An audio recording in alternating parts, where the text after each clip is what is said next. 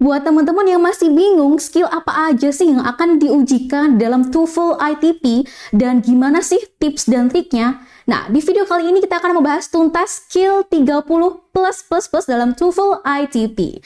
Pastikan teman-teman tonton video ini sampai habis. Halo semuanya, saya Coach Safa dari Professional by Bimbel YEC.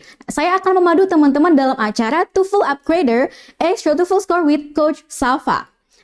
Dalam TOEFL ITP, nanti teman-teman akan diminta tiga kemampuan yang akan diuji. Yang pertama adalah listening comprehension, yang kedua structure and written expression, dan yang ketiga adalah reading comprehension. Pada materi listening akan ada 3 part, yaitu part A, part B, dan part C. Untuk part A, teman-teman diminta mendengarkan dialog pendek antara the woman, the man, dan narator. Untuk skill yang pertama, focus on the second line. Teman-teman diminta untuk fokus mendengarkan speaker kedua. Sebelum saya play audionya, teman-teman bisa pause video ini dan bisa baca opsinya.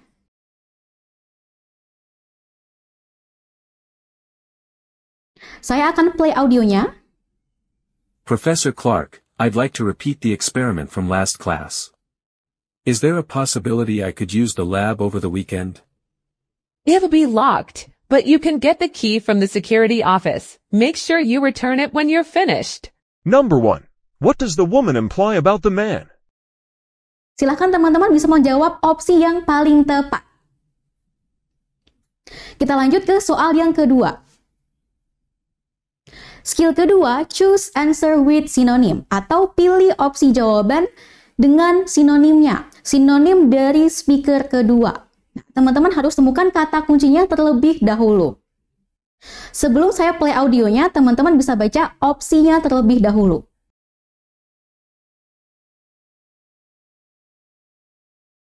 Saya akan play audionya. That's a great bike. Where'd you get it? You know that sporting goods store on Harrison Street? They've been running tremendous sales all summer. Number 2. What does the woman imply? Oke, bisa pilih opsi yang paling tepat, opsi yang mana? Kita lanjut ke nomor 3.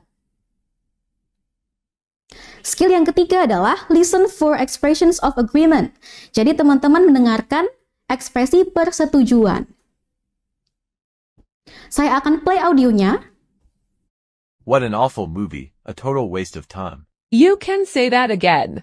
Number 3. What does the woman mean? Silakan bisa pilih opsi mana yang paling tepat. Kita lanjut ke soal yang keempat. Skill yang keempat adalah listen for negative expressions. Jadi pada speaker kedua akan ada ekspresi negatif, akan ada kata not-nya. Nah, teman-teman harus pay attention terhadap speaker yang kedua. Akan saya play audionya. There's quite a crowd at the health center today. I'm surprised so many people are interested in getting a free blood pressure test. Come to think of it, I haven't had mine checked in a while. Guess I'll go get in line. Number 4. What does the man mean? Silahkan bisa pilih opsi mana yang paling tepat. Kita lanjut ke soal yang kelima. Skill kelima yaitu listen for idiom. Pada speaker kedua, teman-teman akan mendengarkan idiom dari speaker kedua.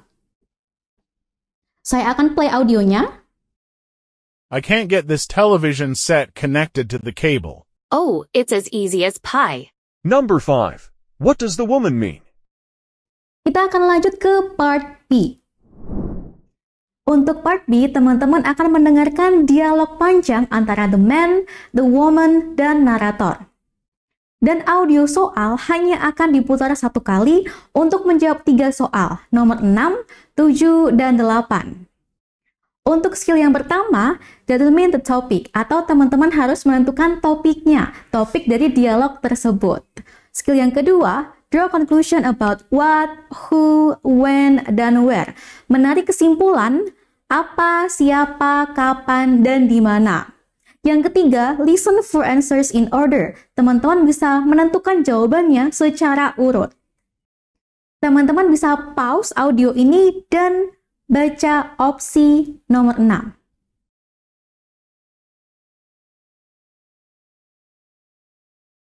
Saya akan putar audio untuk menjawab soal nomor 6, 7, dan 8. So, how was the singing competition last weekend? You don't want to know. What do you mean? Wasn't it near the beach? That should have been fun. It should have been fun, but we only came in second place. Not only that, but we weren't even really able to enjoy the beach either.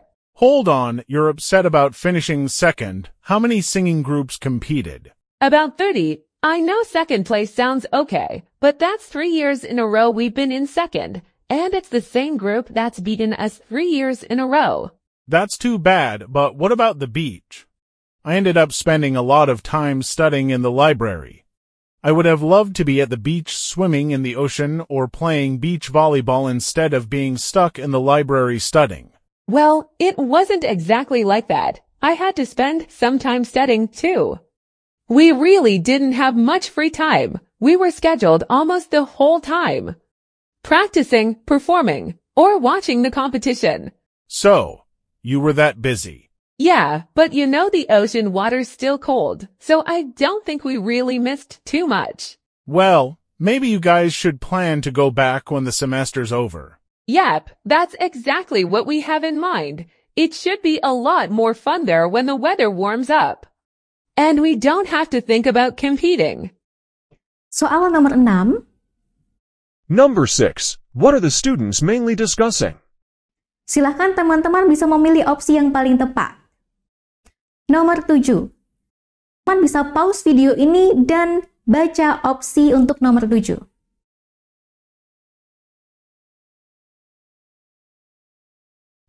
Audio untuk soal nomor 7. Number 7. What does the woman say about the winners of the competition?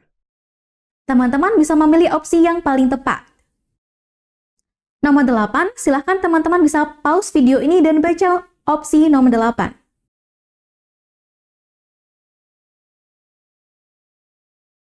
Audio soal nomor 8. Number 8. How did the man spend his weekend? Sekian untuk listening comprehension part B, kita akan lanjut ke part C. Untuk part C, teman-teman akan mendengarkan audio monolog yang panjang tentang perkuliahan. Biasanya profesor menjelaskan tentang suatu mata kuliah. Dan audio hanya akan diputar 1 kali untuk 3 nomor 9, 10, dan 11. Teman-teman tidak bisa membaca soal karena soal hanya akan diputar di audio. Untuk skill yang pertama adalah anticipate the topic. Sebelum teman-teman mendengarkan audionya, teman-teman bisa mengantisipasi topik dari membaca opsi-opsinya. Yang kedua, anticipate the questions. Setelah teman-teman mengantisipasi topik, teman-teman bisa mengantisipasi pertanyaan. Apa sih pertanyaan yang akan keluar dalam opsi ini? Nomor 9, 10, dan 11. Setelah mengantisipasi topik dan pertanyaan, teman-teman bisa menentukan topiknya. Jadi topik dari dialog atau monolog ini adalah apa? Teman-teman bisa pause video ini dulu untuk melihat-lihat opsi nomor 9, 10, dan 11.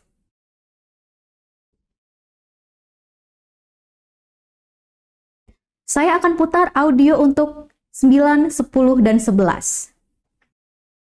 Senses play an important role in consumer decision-making. Shoppers like to sniff a piece of fish or listen to a stereo before buying it. But the power of touch was not fully understood by researchers until recently. Evidence is showing that consumers who are able to handle merchandise are more likely to buy it and pay more for it. Shoppers touch for various reasons. There's fact-finding touch, like turning a food container to read the list of ingredients, or picking an item up to assess its specific attributes, such as weight, texture, or temperature. There's also touch for its own sake. 'Cause it feels nice to, say, run your fingers along a shiny table. Psychologically, touching an item fosters a sense of ownership, which makes it more difficult to resist buying it. So it makes sense when retailers display sweaters on shelves rather than in protective plastic bags. One unexpected finding of this research is that, in terms of generating sales, imagined touch is just as effective as actual touch. That's good to know if you're writing descriptions of items sold online. The need to touch varies, shoppers whose need to touch is high. They tend to buy more when touching is encouraged. In one experiment, researchers placed a feel the freshness sign on a fruit display. All shoppers were more likely to touch the fruit when the sign was there than when it wasn't. But shoppers who ranked higher in the need to touch were more likely to buy the fruit they touched. Audio untuk nomor 9. Number 9. What is the main purpose of the lecture? Silahkan pilih opsi yang paling tepat. Kita lanjut ke nomor 10. Number 10. According to the professor, what psychological feeling do shoppers tend to have when they touch an item of merchandise? Kita lanjut nomor 11. Number 11. What does the professor imply about marketers who sell items online? Silakan teman-teman bisa pilih opsi yang paling tepat.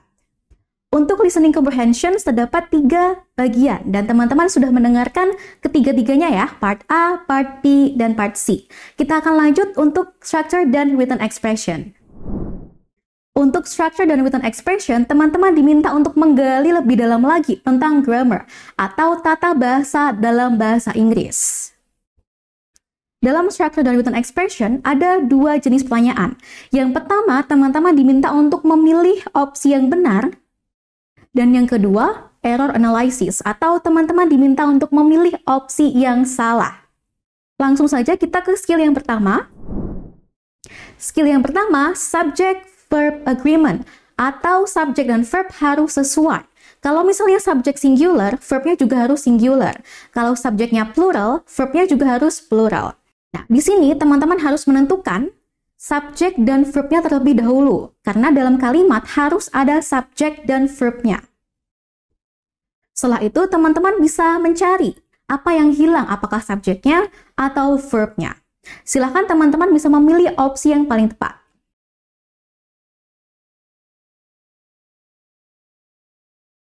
Kita lanjut ke nomor 13. Nah, di sini teman-teman harus memilih opsi yang salah. Karena kalimat ini merupakan error analysis. Nah, teman-teman harus memilih opsi yang salah. Skillnya masih sama, subject-verb agreement, di mana subjek harus sesuai dengan verbnya. Silakan teman-teman bisa memilih opsi yang paling tepat.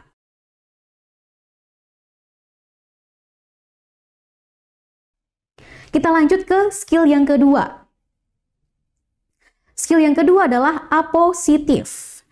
Ciri-ciri dari apositif adalah ada tanda koma di tengah-tengah.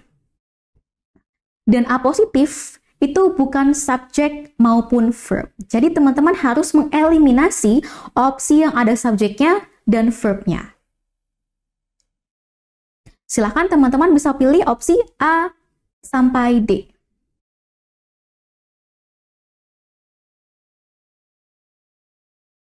Lanjut soal ke-15. Di sini juga teman-teman harus memilih apositif ya, jadi kata keterangan untuk menerangkan subjeknya. Jadi apositif itu bukan subjek dan bukan verb. Silakan teman-teman bisa memilih opsi mana untuk mengisi blank space-nya.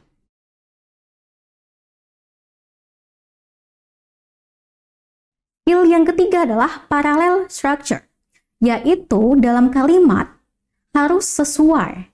Kalau misalnya kalimat tersebut adalah noun, maka setelah koma atau setelah konjungsi ya, juga harus noun.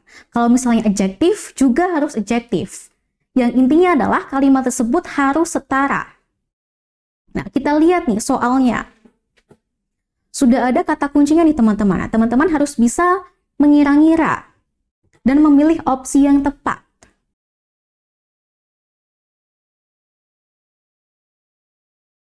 Lanjut ke nomor 17. Nomor 17, teman-teman harus memilih opsi yang salah. Kira-kira opsi yang salah itu yang mana? Dalam skill parallel structure. Jadi dalam kalimat harus setara ya. Kalau adjektif, adjektif semua. Kalau noun, noun semua.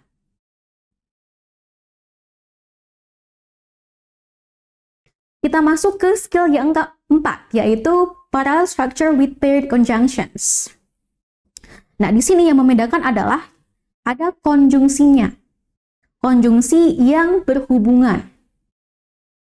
Sebagai contoh nomor 18, konjungsi yang berhubungan adalah neither. Nah, neither itu pasti ada pasangannya. Nah, pasangannya itu apa dan siapa gitu ya.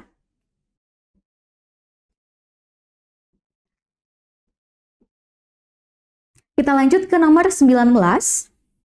Nomor 19 masih sama, teman-teman diminta untuk memilih opsi yang salah dari struktur yang sama dengan konjungsi berpasangan.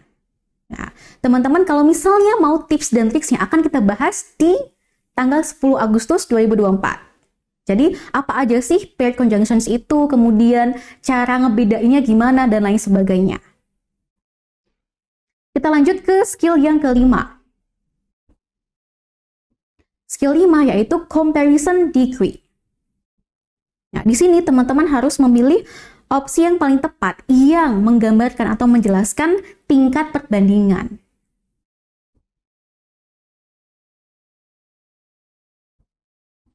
Kita lanjut ke nomor 21. 21 masih sama, teman-teman harus memilih opsi yang salah dengan skill perbandingan atau comparison degree. Biasanya itu lebih atau paling ya dalam bahasa Indonesia. Silakan teman-teman memilih opsi yang mana yang kira-kira salah. Lanjut ke skill selanjutnya. Skill ke-6 adalah noun clause connector atau penghubung noun clause. Nah, di sini teman-teman harus bisa menentukan ya, yang noun clause itu yang mana, apakah subjek dan verb, apakah butuh subjek atau verb. Nah, teman-teman harus bisa membedakan. Nah, kita akan bedah tips dan triknya pada hari Sabtu tanggal 10 Agustus 2024. Jadi teman-teman harus stay tune dan ikuti besok tanggal 10 Agustus 2024. Kita lanjut ke soal selanjutnya. 23 masih sama, yaitu noun clause connector. Connector atau kata penghubung noun clause. Jadi apa aja sih noun clause connector itu? Kemudian kita harus pilih opsi yang mana? Karena di dalam kalimat harus ada subjek dan verb-nya. Lanjut ke soal berikutnya. Skill selanjutnya adalah adjective clause connector. Nah, kalau yang tadi kita itu membahas tentang noun clause connector ya. Nah, sekarang adjective clause connector. Nah, bedanya apa sih antara noun dan adjective? Nah, besok kita cari tahu. Di sini teman-teman harus memilih opsi yang salah. Kira-kira opsi yang salah yang mana? Kita lanjut ke soal berikutnya. Nah, 25 masih sama juga ya. Adjective clause connector. Teman-teman bisa memilih opsi yang tepat ya. Jadi antara A, B, C, dan D. Kira-kira yang hilang mana? Yang butuh subjek atau verb atau objek ya. Skill yang terakhir, skill 8, yaitu countable dan uncountable noun. Kata benda yang dapat dihitung atau tidak dapat dihitung. 26 ya, teman-teman harus memilih opsi yang salah. Kira-kira yang termasuk countable atau uncountable yang mana? Apakah sudah benar kalimatnya? Lanjut ke soal 27. Teman-teman juga harus memilih opsi yang salah. Kira-kira mana yang tidak sesuai dari countable atau uncountable noun? Ya, teman-teman bisa memilih opsi yang salah ya. Di antara A, B, C, dan D. Teman-teman harus lebih teliti lagi.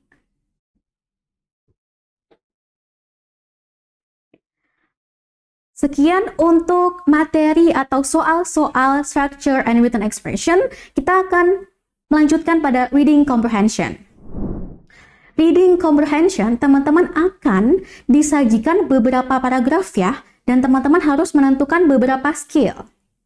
Skill yang pertama adalah main idea atau ide pokok. Teman-teman bisa pause video ini dan baca dulu soalnya dan baca paragrafnya.